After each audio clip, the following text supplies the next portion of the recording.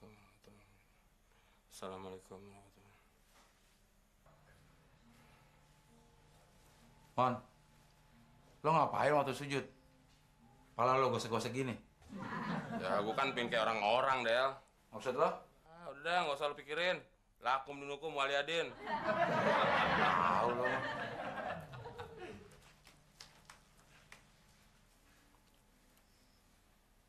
Kok belum hitam juga ya? Caranya ya?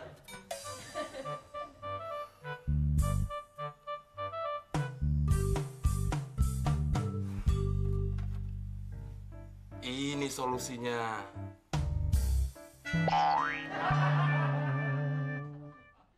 Man,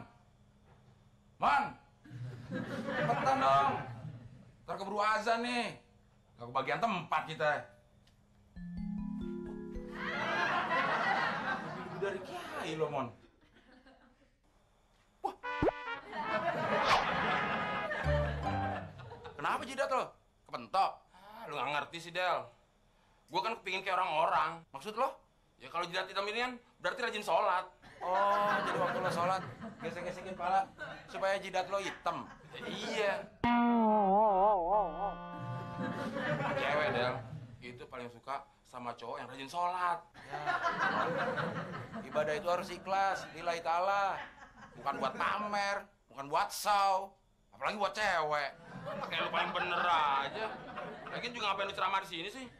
Kalau mau dengerin ceramah, ayo bareng-bareng sana kita ke masjid. Kenapa jadi dengerin ceramah lo sih? Ayo bareng. Lo berangkat duluan aja deh. Kenapa lo nggak mau bareng sih? Malu gue. Pakaian lo kayak gini, jus sama aja nggak katam. Lama-lama juga katam.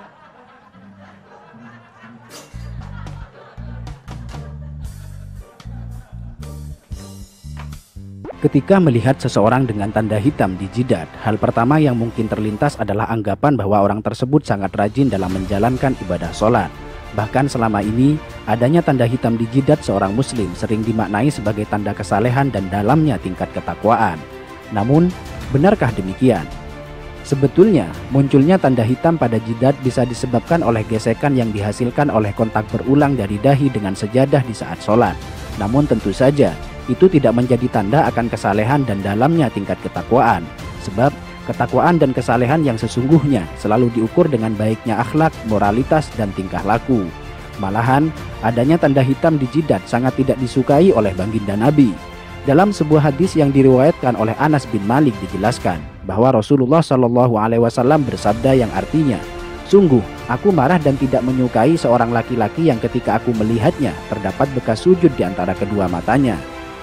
Dalam hadis lain yang diriwayatkan oleh Imam Al-Baihaqi dituturkan bahwa Abdullah bin Umar, salah seorang sahabat terkemuka, tidak menyukai adanya bekas hitam pada dahi seorang muslim. Suatu hari, ada seseorang yang datang menemui Ibnu Umar. Setelah orang tersebut mengucapkan salam, Ibnu Umar bertanya kepadanya, "Siapakah Anda?" Orang tersebut menjawab, "Aku adalah anak asuhmu."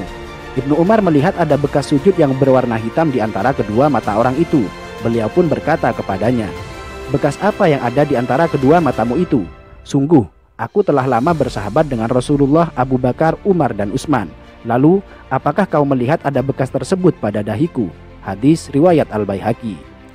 Masih dari Ibnu Umar, suatu waktu beliau melihat seseorang yang pada dahinya terdapat bekas sujud. Ibnu Umar berkata, "Wahai hamba Allah, sesungguhnya penampilan seseorang itu terletak pada wajahnya. Karena itu, janganlah engkau memperburuk penampilanmu." Hadis riwayat Al-Baihaqi. Dalam hadis lain dijelaskan bahwa suatu ketika Abu Darda melihat seorang perempuan yang pada wajahnya terdapat kapal seperti kapal yang ada pada seekor kambing. Beliau lantas berkata, "Seandainya bekas itu tidak ada pada dirimu, tentu lebih baik." Hadis riwayat Al-Baihaqi. Dari Humaid bin Abdurrahman, ia berkata, "Aku berada di dekat As-Sa'ib bin Yazid ketika seseorang bernama Az-Zubair bin Suhail bin Abdurrahman bin Auf datang. Melihat kedatangannya, Sa'ib berkata, 'Sungguh dia telah merusak wajahnya. Demi Allah, bekas di dahi itu bukanlah bekas sujud. Demi Allah, aku telah sholat dengan menggunakan wajahku ini selama sekian waktu lamanya. Namun, sujud tidaklah memberi bekas sedikit pun pada wajahku." Hadis riwayat Al-Baihaqi. Sampai di sini, mungkin ada yang bertanya, lantas bagaimana pengertian ayat yang menjelaskan bahwa bekas sujud merupakan tanda seorang mukmin yang nampak melalui wajahnya? Menjawab pertanyaan ini, terdapat penjelasan dari Imam Al-Baihaqi yang dituangkan dalam kitab Sunanul Kubronya. Dari Mansur, ia berkata, "Aku bertanya kepada Mujahid tentang maksud dari firman Allah, tanda-tanda mereka tampak pada muka mereka dari bekas sujud. Apakah yang dimaksudkan adalah bekas di wajah?" Mujahid menjawab, "Bukan, bahkan ada orang yang kapalan yang ada di antara kedua matanya bagaikan kapalan yang ada pada lutut unta. Namun, dia adalah orang yang bejat. Tanda yang dimaksudkan adalah kekhusyuan." Hadis riwayat Al-Baihaqi. Bahkan dalam kitab Hasyiatus Shawi dijelaskan, bukanlah yang dimaksudkan oleh ayat adalah sebagaimana perbuatan orang-orang bodoh dan suka pamer, yaitu tanda hitam yang ada di dahi, karena hal itu adalah ciri khas dari Khawarij. Dalam sebuah hadis disebutkan, "Sungguh, saya benci seseorang yang saya lihat di antara kedua matanya terdapat bekas sujud." Sampai di sini, mungkin Anda sudah paham bahwa tanda hitam di jidat sama sekali bukan tanda kesalehan. Alih-alih tanda kesalehan, justru tanda tersebut sangat dibenci oleh para sahabat dan tabi'in karena dikhawatirkan akan menimbulkan riya pada pemiliknya. Dan perlu dicatat bahwa orang yang mengaku rajin dalam bersujud namun terdapat bekas hitam di dahinya, itu artinya ada yang salah pada gerakan sholatnya.